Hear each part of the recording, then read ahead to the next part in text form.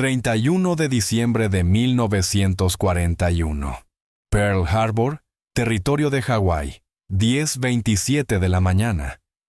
El almirante Chester William Nimitz levantó su mano derecha sobre la cubierta del submarino USS Grayling.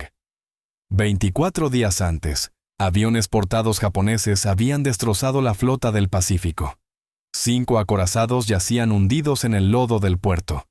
3 más permanecían dañados. 2.403 estadounidenses habían muerto. Ahora Nimitz, un texano de 56 años ascendido directamente de contraalmirante a almirante de 4 estrellas, saltándose por completo el rango de vicealmirante, asumía el mando de lo que quedaba. La presión sobre él era inmediata y aplastante. El presidente Franklin Roosevelt lo había convocado a Washington y le había dado órdenes contundentes: llegar a Pearl Harbor y permanecer allí hasta ganar la guerra. El almirante Ernest King, el notoriamente agresivo comandante en jefe de la flota estadounidense, dejó claras sus dudas. Consideraba que Nimitz era un almirante de escritorio, un especialista en personal que carecía del espíritu combativo necesario para el mando en tiempo de guerra. El público estadounidense clamaba venganza. Los periódicos exigían acción. El Congreso quería sangre. Y Japón parecía imparable. En los 6 meses posteriores a Pearl Harbor, el ejército japonés conquistaría un imperio que abarcaba 1/3 de la superficie terrestre. La isla Wake cayó el 23 de diciembre. Hong Kong se rindió el día de Navidad. Singapur, la fortaleza que Gran Bretaña llamaba inexpugnable, capituló el 15 de febrero con 130.000 soldados aliados capturados. Las Indias Orientales neerlandesas colapsaron en marzo. Filipinas cayó en mayo.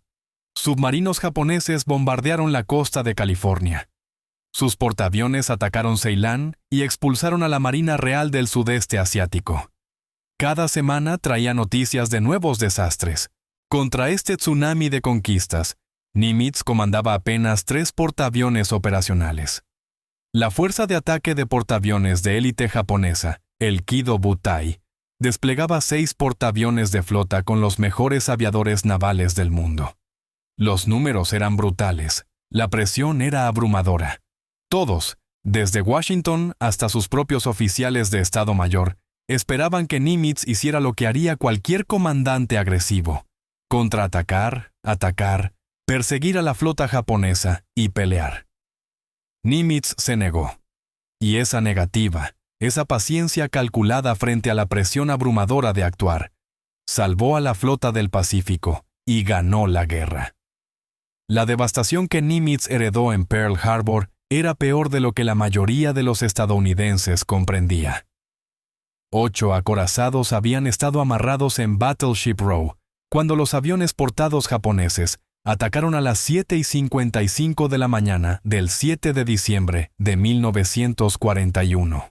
El USS Arizona explotó cuando una bomba detonó su Santa Bárbara de proa, matando a 1.177 hombres en segundos. El USS Oklahoma se volcó, atrapando a 429 marineros dentro de su casco. California, West Virginia y Nevada se hundieron en el puerto poco profundo. 3 acorazados más sufrieron diversos grados de daño, pero Nimitz se concentró en lo que había sobrevivido. Los 3 portaaviones de la flota del Pacífico, Enterprise, Lexington y Saratoga, habían estado en el mar durante el ataque. La base de submarinos estaba intacta. Las instalaciones de reparación aún funcionaban. Más importante aún, 4,5 millones de barriles de combustible permanecían en tanques de almacenamiento que los bombarderos japoneses habían ignorado. El propio Nimitz diría más tarde que si los japoneses hubieran destruido el combustible, habrían prolongado la guerra otros 2 años. Aún así, la situación estratégica era catastrófica. Nimitz había sido un submarinista de carrera que había sido pionero en tecnología de motores diésel y desarrollado técnicas de reabastecimiento en marcha. Había estudiado en el Naval War College en 1922 y 1923, enfocándose específicamente en guerra teórica en el Pacífico contra Japón. Comprendía exactamente cuán desesperada era su posición. Cuando reunió a sus oficiales de Estado Mayor por primera vez, muchos de ellos habían sido recientemente sus superiores en rango. Les dijo claramente: «Hemos recibido un golpe tremendo, pero no tengo dudas del resultado final». Luego agregó las palabras que definirían su estrategia durante los próximos 6 meses. Esperen su momento, mantengan la pólvora seca y aprovechen la oportunidad cuando se presente. Algunos oficiales escucharon cautela en esas palabras. Pronto aprenderían que era algo mucho más peligroso. Era paciencia con propósito. La escala de la conquista japonesa a principios de 1942 es difícil de comprender hoy. En los 6 meses posteriores a Pearl Harbor, Japón se apoderó de territorios que abarcaban miles de kilómetros. La isla Wake cayó el 23 de diciembre después de que la guarnición estadounidense infligiera aproximadamente 1,000 bajas japonesas en una heroica resistencia de 16 días. Hong Kong se rindió el día de Navidad. El 15 de febrero, Singapur capituló en lo que Winston Churchill llamó el peor desastre en la historia militar británica. 130,000 soldados aliados, incluyendo fuerzas británicas, australianas e indias, se convirtieron en prisioneros de guerra. El colapso se aceleró. El 8 de marzo, las Indias Orientales neerlandesas cayeron por completo. Java, Bali, Sumatra y Timor eran ahora territorio japonés. El 9 de abril, Batán se rindió, y 76,000 prisioneros aliados comenzaron la infame Marcha de la Muerte. El 6 de mayo cayó Corregidor, y el general Jonathan Wainwright rindió todas las fuerzas estadounidenses restantes en Filipinas. Para mayo de 1942, Japón controlaba Filipinas, Guam, Wake, Hong Kong, Malaya, Singapur, las Indias Orientales neerlandesas, Birmania, Tailandia, partes de Nueva Guinea y las Islas Salomón. Aviones portados japoneses atacaron Darwin, Australia, el 19 de febrero en el ataque más pesado sobre suelo australiano en la historia. Sus portaaviones luego navegaron hacia el Océano Índico en abril, hundiendo al portaaviones británico HMS Hermes, 2 cruceros pesados y 23 buques mercantes. La Marina Real evacuó el Océano Índico por completo. Submarinos japoneses bombardearon refinerías de petróleo cerca de Santa Bárbara, California, el 23 de febrero, el primer ataque enemigo en territorio continental estadounidense, desde la guerra de 1812. Contra esta ola de victorias, Nimitz comandaba una fuerza que parecía patéticamente inadecuada. Tenía 3, a veces 4 portaaviones operacionales dependiendo del estado de reparación. El USS Saratoga había sido torpedeado por el submarino japonés Prima 6 el 11 de enero, sacándolo de acción hasta junio. Eso dejaba a Enterprise, Lexington y Yorktown para rotar en operaciones. El USS Hornet se uniría en marzo. El Kido Butai japonés desplegaba 6 portaaviones de flota: Akagi, Kaga, Soryu, Hiryu, Shokaku y Suikaku, además de varios portaaviones ligeros. Pero la desventaja numérica era solo parte del problema. Los portaaviones japoneses operaban como una fuerza de ataque unificada, la flota móvil, que podía lanzar ataques coordinados desde múltiples portaaviones simultáneamente. Ninguna armada en la historia había operado 6 portaaviones de flota juntos como una sola arma. Los portaaviones estadounidenses operaban individualmente o en pares, nunca logrando el poder de ataque masivo que Japón ejercía. Aún más preocupante era la calidad de los pilotos. Los aviadores navales japoneses, a principios de 1942, representaban los mejores del mundo. La selección era brutalmente competitiva. En 1937, solo 70 de 1,500 solicitantes fueron aceptados para entrenamiento de vuelo, y apenas 25 se graduaron. Los pilotos de la Armada Imperial requerían 700 horas de vuelo para calificar como listos para portaaviones. Los pilotos estadounidenses llegaban con 305 horas de entrenamiento. Casi el 75% de los pilotos de la Marina de Estados Unidos Al inicio de la guerra tenían menos horas de vuelo que los pilotos japoneses menos calificados. La tripulación aérea del Kido Butai había entrenado junta desde abril de 1941 y había demostrado su habilidad en Pearl Harbor, donde paralizaron la flota del Pacífico perdiendo solo 29 aviones. La presión sobre Nimitz para contraatacar provenía principalmente del almirante Ernest King. King se había convertido tanto en comandante en jefe de la flota de Estados Unidos como en jefe de operaciones navales en marzo de 1942, concentrando un poder enorme en manos de un solo hombre. Y ese hombre era, según todos los testimonios, extraordinariamente agresivo e impaciente. La filosofía de King era simple y la expresaba claramente. Ningún luchador ganó jamás su pelea cubriéndose, simplemente esquivando los golpes del otro. El ganador golpea y sigue golpeando, aunque tenga que recibir algunos golpes duros para poder seguir golpeando. King inicialmente era escéptico de Nimitz, creyéndolo un reparador, un oficial político que carecía de la contundencia requerida para el mando en tiempo de guerra. El secretario de Marina Frank Knox compartía estas dudas. Las órdenes operacionales de King exigían una estrategia defensiva-ofensiva para arrebatar la iniciativa a Japón. En la práctica, esto significaba presión constante por acción visible. Los registros documentados muestran que en febrero de 1942, King exigió que Nimitz tomara alguna acción agresiva que interrumpiera la ofensiva japonesa en las Indias Orientales neerlandesas, a pesar de que Nimitz sabía que carecía de capacidad para operaciones importantes allí. Cuando Nimitz propuso incursiones de portaaviones en enero de 1942, varios oficiales de Estado Mayor, muchos de los cuales habían sido recientemente sus superiores, se opusieron por considerarlas demasiado arriesgadas. Los acorazados ya se habían perdido, argumentaban, y no iban a perder los portaaviones. El temor era comprensible. Si los portaaviones fueran destruidos, nada quedaría para detener el dominio japonés del Pacífico durante al menos un año. Nimitz mismo comprendía las apuestas políticas con brutal claridad. En marzo de 1942, escribió a su esposa Catherine una carta que revelaba sus temores privados. «Tendré suerte si duro 6 meses», escribió. «El público puede exigir acción y resultados más rápido de lo que puedo producir». Sin embargo, a pesar de esta presión, a pesar de comprender que su carrera pendía de un hilo, Nimitz se negó a apostar sus portaaviones irreemplazables en operaciones que la inteligencia no podía respaldar y la logística no podía sostener.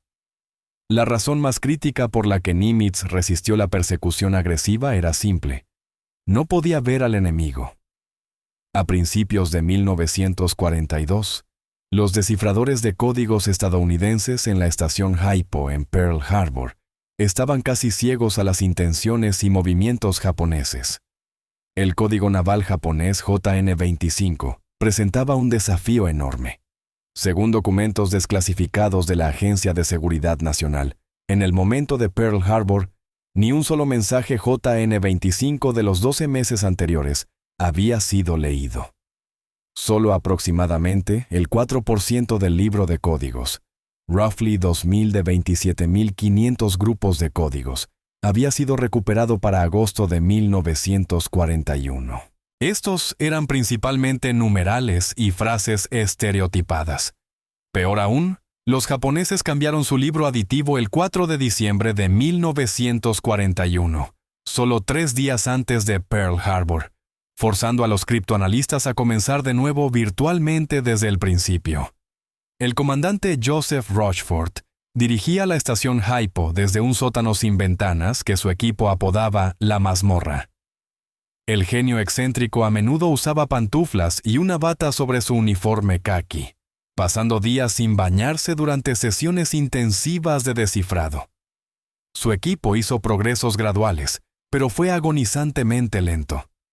En enero de 1942, podían leer aproximadamente 0% de los mensajes.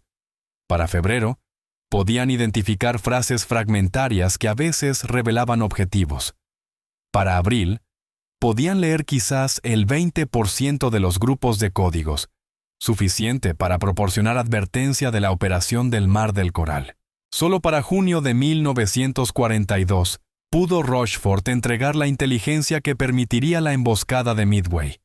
Predicciones precisas dentro de 5 minutos, 5 grados y 5 millas.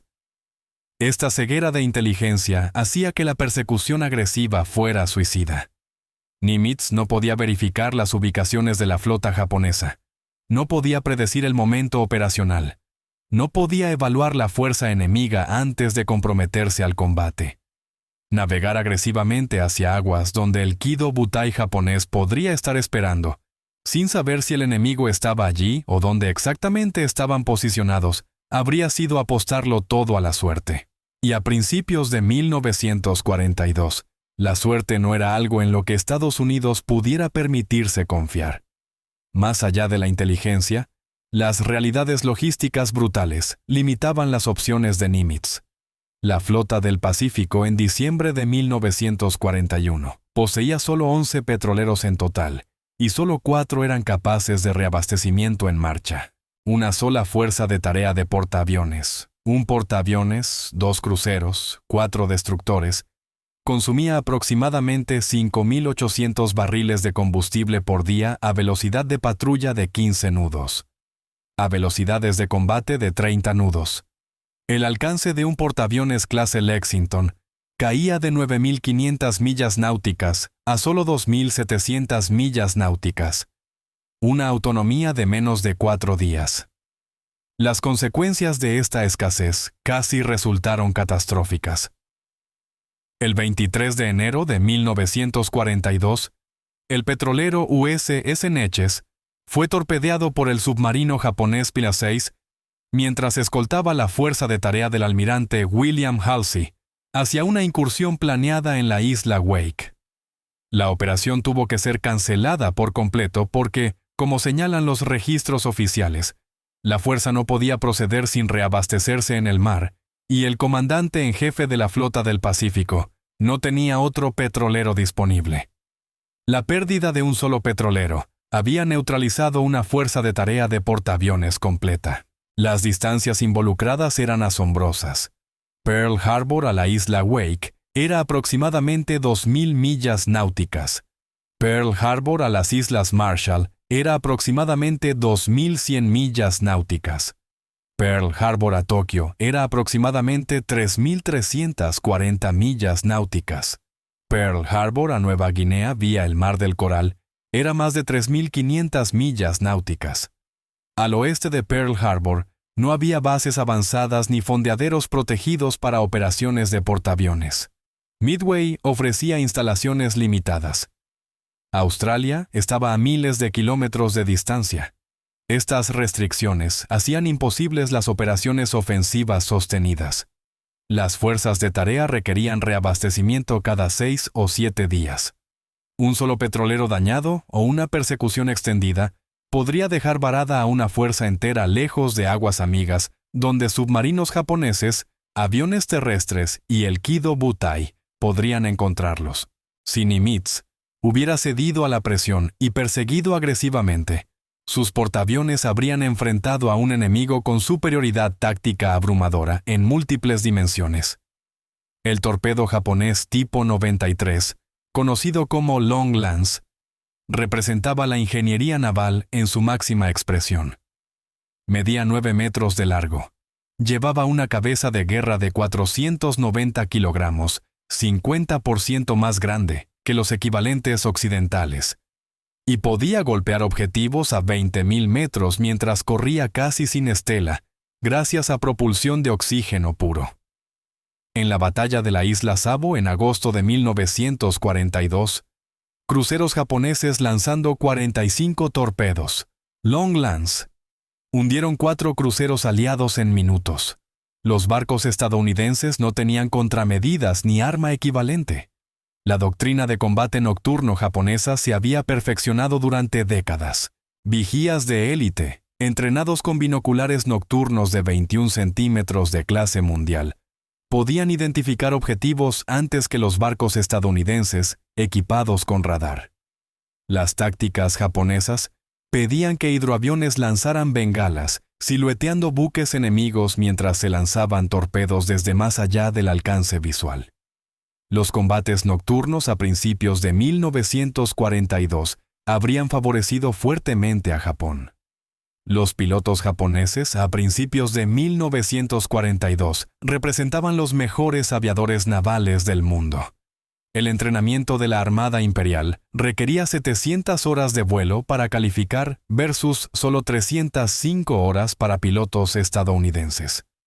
La tripulación aérea del Kido Butai había demostrado eficiencia devastadora en Pearl Harbor. Casi todos los pilotos de portaaviones de Japón tenían experiencia de combate en China, donde la aviación naval japonesa había establecido superioridad aérea sobre vastos territorios. Más peligroso aún, la doctrina coordinada de múltiples portaaviones del Kido Butai permitía a Japón lanzar ataques abrumadores desde múltiples portaaviones simultáneamente, una capacidad que la Marina de Estados Unidos aún no podía igualar. La persecución estadounidense agresiva habría significado enfrentar este poder de ataque concentrado, con fuerzas de tarea dispersas y superadas en número, operando al borde de sus capacidades logísticas, con comandantes ciegos a las posiciones enemigas. En lugar de rechazar la acción por completo, Nimitz desarrolló una estrategia de incursiones rápidas de portaaviones que satisfacía las demandas de Washington mientras preservaba sus fuerzas. Estas operaciones fueron cuidadosamente calculadas. Atacar rápidamente, evitar el combate prolongado y retirarse antes de que la fuerza japonesa pudiera concentrarse. El 1 de febrero de 1942, Nimitz lanzó la incursión de las Islas Marshall-Gilbert, la primera operación ofensiva estadounidense de la guerra. La Fuerza de Tarea 8 del almirante William Halsey, centrada en el portaaviones USS Enterprise, y la Fuerza de Tarea 17 del contraalmirante Frank Jack Fletcher, centrada en el USS Yorktown, atacaron Kwajalein, Wotje, Maloelap y otros atolones controlados por japoneses. Los resultados fueron modestos. 3 pequeños buques de guerra japoneses fueron hundidos, un crucero ligero dañado y 15 a 18 aviones destruidos. Enterprise perdió 6 aviones y el crucero USS Chester recibió un impacto de bomba, matando a 8 marineros. Pero la lección estratégica fue valiosa. Las defensas perimetrales japonesas estaban lo suficientemente dispersas para permitir la penetración de portaaviones, pero también capaces de contraatacar. El 24 de febrero, Enterprise regresó para atacar la isla Wake. 49 aviones fueron lanzados contra la antigua base estadounidense, mientras cruceros bombardeaban desde el oeste. El mal tiempo limitó los resultados, pero la operación dejó Wake fuera de acción durante meses. Más importante aún, demostró que la Marina de Estados Unidos no estaba entregando el Pacífico Central sin luchar. El 4 de marzo, Enterprise atacó la isla Marcus, a solo 1000 millas aéreas de Tokio. El impacto psicológico fue enorme. Los portaaviones estadounidenses podían amenazar las propias islas japonesas. El 10 de marzo, Lexington y Yorktown ejecutaron el primer ataque coordinado de 2 portaaviones en la historia, la incursión de Lae Salamaua. 104 aviones volaron 193 kilómetros sobre las montañas Owen Stanley de Nueva Guinea para atacar fuerzas de invasión japonesas. 2 transportes fueron hundidos y múltiples buques de guerra dañados. La incursión demostró que la coordinación de múltiples portaaviones era posible, experiencia esencial para el Mar del Coral y Midway. La incursión más famosa llegó el 18 de abril de 1942. 16 bombarderos B-25 Mitchell, liderados por el teniente coronel James Doolittle, se lanzaron desde el portaaviones USS Hornet y atacaron Tokio, Yokohama, Kobe y Nagoya. El daño material a Japón fue insignificante. Los 16 bombarderos se perdieron, estrellándose en China o la Unión Soviética. 3 aviadores murieron, 8 fueron capturados y 3 ejecutados. Sin embargo, el impacto estratégico de la incursión superó con creces sus resultados tácticos. La moral estadounidense se disparó. La incursión convenció al almirante Isoroku Yamamoto de acelerar la operación Midway, reduciendo el tiempo de preparación japonés. Japón retuvo 4 grupos de cazas del ejército en el territorio nacional durante 1942 y 1943, cuando eran desesperadamente necesarios en el Pacífico Sur. Más significativamente, la incursión demostró al público estadounidense que su armada podía contraatacar, comprando a Nimitz el respiro político que necesitaba para continuar su estrategia paciente. La Batalla del Mar del Coral, librada del 4 al 8 de mayo de 1942, representó el primer enfrentamiento de portaaviones contra portaaviones en la historia, y una validación crítica de la estrategia paciente de Nimitz. La inteligencia del equipo de Rochefort proporcionó advertencia de la Operación MO, el plan japonés para invadir Port Moresby, Nueva Guinea. Nimitz despachó la Fuerza de Tarea 17 bajo el contraalmirante Frank Jack Fletcher, consistiendo en los portaaviones Lexington y Yorktown con cruceros y destructores de apoyo. La batalla que siguió le costó caro a Estados Unidos. El 7 de mayo, aviones estadounidenses hundieron el portaaviones ligero Shoho. El famoso mensaje de radio del teniente comandante Robert Dixon, Scratch One Flat Top, marcó el primer portaaviones japonés hundido por aviones portados estadounidenses. Pero el 8 de mayo, el enfrentamiento principal de portaaviones vio a ambos lados sufrir pérdidas severas. El portaaviones japonés Shokaku fue golpeado por 3 bombas que mataron a 223 tripulantes e hirieron a cientos más. El portaaviones estadounidense Lexington recibió 2 torpedos y 2 bombas. Esa tarde, explosiones de vapor de gasolina forzaron el abandono del Lexington. 216 hombres se perdieron cuando finalmente se hundió. El Mar del Coral fue una victoria táctica japonesa. Hundieron más tonelaje del que perdieron, pero fue un triunfo estratégico estadounidense. La invasión de Port Moresby fue cancelada, el primer freno a la expansión japonesa. Más críticamente, tanto Shokaku como Suikaku no estuvieron disponibles para la operación Midway un mes después.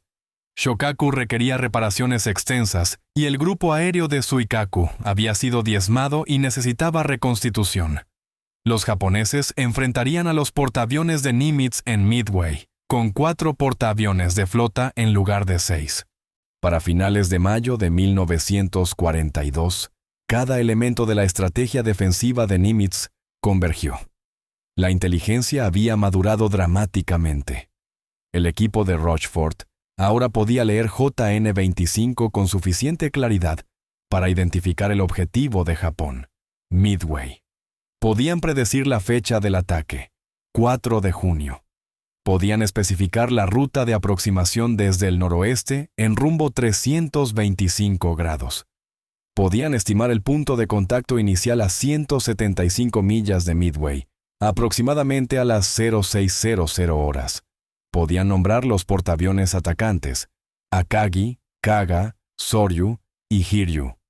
El teniente comandante Edwin Layton, oficial de inteligencia de Nimitz y amigo de Rochefort de sus años juntos estudiando en Japón, entregó esta evaluación a Nimitz el 27 de mayo. La precisión era extraordinaria.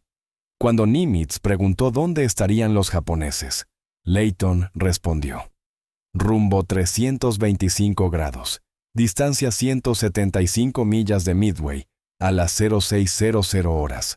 La predicción resultaría precisa dentro de 5 minutos, 5 grados y 5 millas. Los portaaviones preservados a través de 6 meses de moderación se reunieron para la emboscada. Enterprise, veterano de las incursiones Marshall, Wake, Marcos y Doolittle. Hornet, veterano de la incursión Doolittle. Y Yorktown, veterano de las operaciones Marshall, Lae Salamaua y Mar del Coral, ahora reparado en 72 horas en Pearl Harbor mediante esfuerzo hercúleo. Las órdenes operacionales de Nimitz a Fletcher y Spruance codificaron su filosofía. Se regirán por el principio de riesgo calculado, que interpretarán como la evitación de exposición de su fuerza al ataque por fuerzas enemigas superiores sin buena perspectiva de infligir, como resultado de tal exposición, mayor daño al enemigo. Los japoneses, sufriendo de lo que los veteranos luego llamaron enfermedad de la victoria, esperaban atraer a la debilitada flota estadounidense a su trampa, durante juegos de guerra en mayo a bordo del acorazado Yamato. Cuando la simulación mostró a Kaga y Akagi siendo hundidos, los árbitros anularon los resultados como poco realistas. La inteligencia japonesa creía que Yorktown había sido hundido en el Mar del Coral. Asumieron que solo 2 portaaviones estadounidenses podrían oponérseles. Nunca consideraron la posibilidad de que el enemigo ya estuviera esperando. El 4 de junio de 1942, bombarderos en picada estadounidenses sorprendieron a 3 portaaviones japoneses recuperando aviones con combustible y armamento dispersos por sus cubiertas de vuelo. En 5 minutos, Akagi, Kaga y Soryu estaban mortalmente heridos. Hiryu cayó más tarde ese día. Japón perdió 4 portaaviones de flota, un crucero pesado, 248 aviones y aproximadamente 3,000 hombres, incluidos cientos de pilotos veteranos irreemplazables. Estados Unidos perdió Yorktown, el destructor Hammond y 147 aviones. El general George Marshall evaluó posteriormente la contribución de inteligencia. Como resultado del criptoanálisis, pudimos concentrar nuestras fuerzas limitadas para enfrentar su avance naval en Midway, cuando de otro modo habríamos estado 3,000 millas fuera de lugar. La victoria transformó la Guerra del Pacífico. Japón nunca volvería a poseer superioridad de portaaviones. La iniciativa estratégica pasó a Estados Unidos.